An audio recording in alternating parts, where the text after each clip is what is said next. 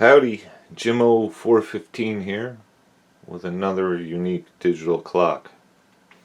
Although not as old as I like, the 70s time frame. This one kind of falls in the 80s and 90s, but uses CMOS discrete technology, so that's why it's kind of interesting to me. It's still jelly bean type stuff. So this is called the Landis Roman numeral digital clock. As you can see, we're looking at Roman numerals. So on the display we have 11:06, and however many seconds that is, I can't keep up that fast. We go, okay, that's 30, 31, 32, 33, 34, 35, 36, 37, 38, 39, 40. So that's, you can see what's going on there.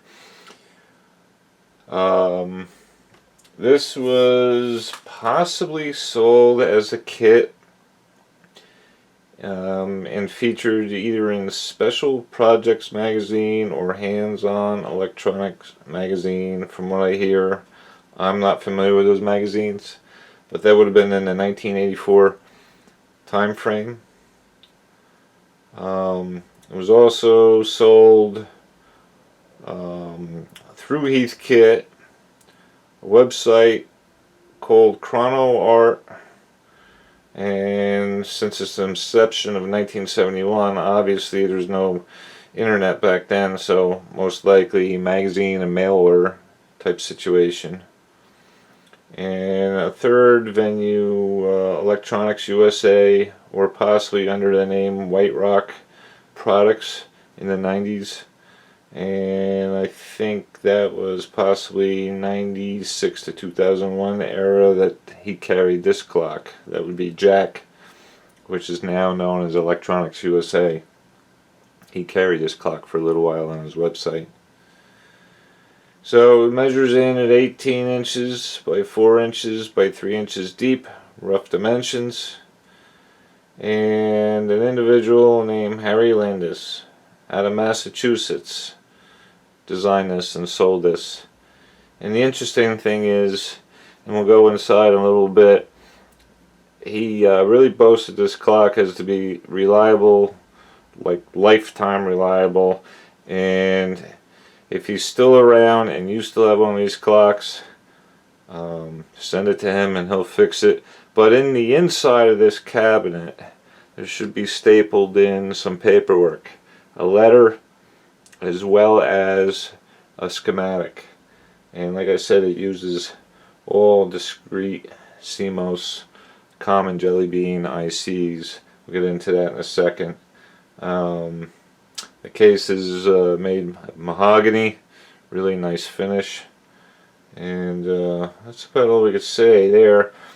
So very common 4017 decade counters. I think there's one or two 4024s, some 40106s. Those are Schmidt inverters. And that's about ULN 2004 Darlington transistor arrays. I guess this is driving the LEDs. So that's pretty much it in a nutshell. Before we tear into this, I want to go over its unique setting characteristic. There's no set buttons or switches on this of any kind.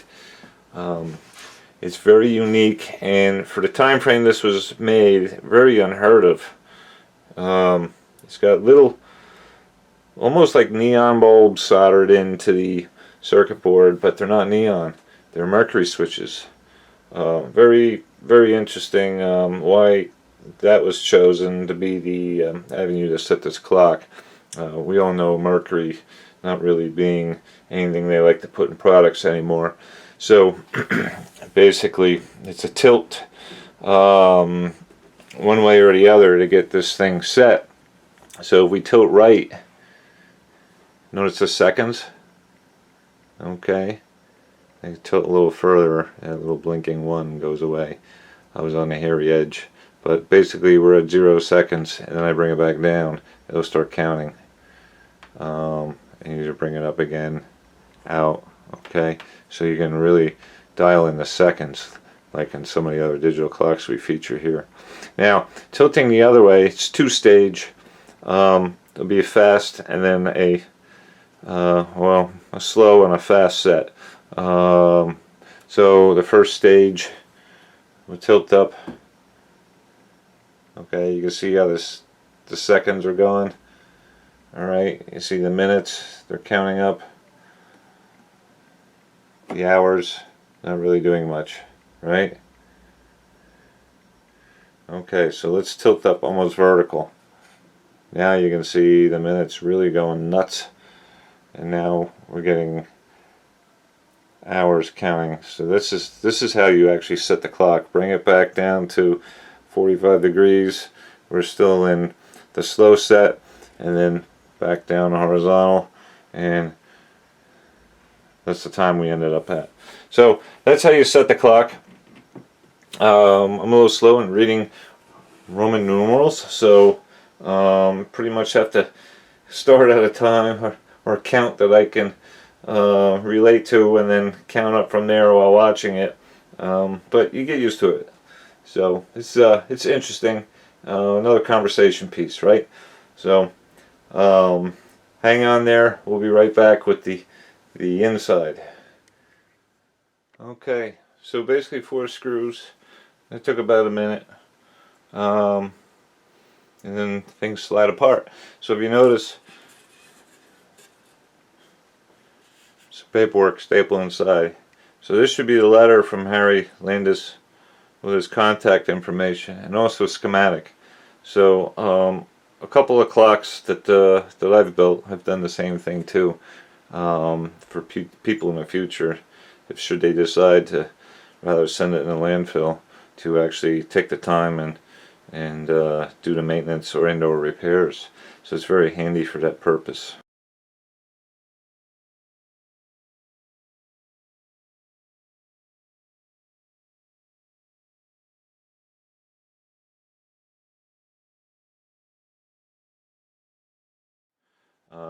One thing I will note, when you go to put this back together, anything with self-tapping screws, plastic, wood, metal, but mainly plastic, especially old brittle plastic, and also wood. This clock just uses a regular, looks like a drywall screw. But when you assemble it, obviously the other half is back there. Use your fingers rather than power screwdrivers. Everybody uses power tools these days. And even if you're using a hand screwdriver, put this screw in. A little trick that I was taught years ago. We're passing this down, okay? Little tricks of the trade. Nobody pays attention to certain little details that are very important. This stuff gets brittle and mainly plastic, but the wood, you can only really tap new threads in so many times before your hole's stripped out. So take a little time.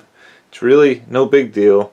Put the screw in by hand and turn it backwards. It's a little more difficult in wood, but you can feel that where that thread starts as you're turning it backwards. The screw will drop in a little bit, and then just start turning it in with your fingers. You know you're right in the same thread as was cut the first time a screw was put in, and it's going to save you headaches in the future. Next time you're in there, you won't have to resort to a bigger screw. Now with the plastic enclosures, in their age, you can actually get, the plastic can split when you inadvertently cut new threads because you didn't take the time to turn it backwards, feel that notch, let the screw drop in, and then work it in slowly. And if you feel a little restriction, like it's starting to cut new threads, stop, back off, try and find that little notch. It's a little trick that, you know, the average handy person or somebody new coming up that wants to tinker with stuff, they can then take it and then pass it on when they get older. This is kind of a wisdom thing, right? So anyway, we'll put this back here for now. And here's the scenario where you're putting it together and you would put the screw in, right? What we're interested in here is the board. Alright, and supposedly this was done the hard way. What I mean by that, Jack at Electronics USA told me, those are his words, the hard way. Circuit boards at one point in time were all hand laid out. And this is a two-sided board. We actually have a real transformer on the back, a linear power supply in this. I do not believe it's regulated. I don't see that it is. I didn't really study the schematic too hard. Okay, so yeah, it's probably just, there's a wide operating range in CMOS, so it probably doesn't really need any regulation. All the ICs are in sockets. It's really neat. And you can see made in the USA. Okay, we don't see that stuff anymore over here. It's depressing. So it's really neat to see that.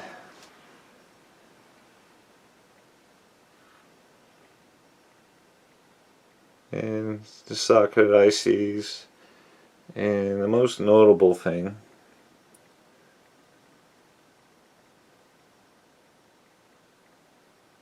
one of those mercury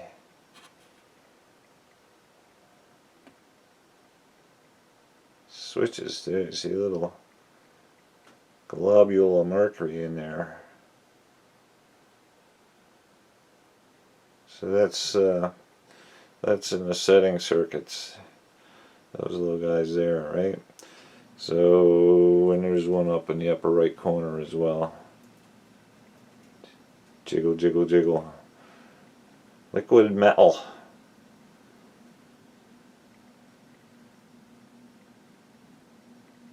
Well, that's pretty neat. I have toyed with the idea of got a couple old little magnetic reed switches laying around that I might incorporate into one of the clocks I have waiting for me to get to it.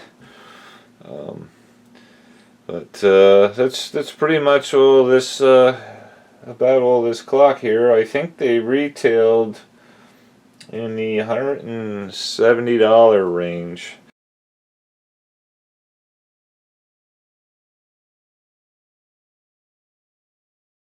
And I'm not sure if you could buy them already made up for that price or in the kit form. But that's another piece of history. Kind of gone now. I wonder, I mean, there's a phone number for Harry Landis if you Google it. I wonder if he's still around. I think the instructions may say something like, as long as he's able, you can send him a clock for repair, and he'll repair the clock and send it back to you. I'm not sure if that deal is still on or not, but there you have it. So that's it for this version of vintage digital clocks. And it's been a little while since I've recorded an episode, and it'll be hit and miss, but we're still into it here. I have a lot of projects waiting for me to get my abilities back to be able to sit at the bench. So I hope you enjoyed this little segment, and have a wonderful day.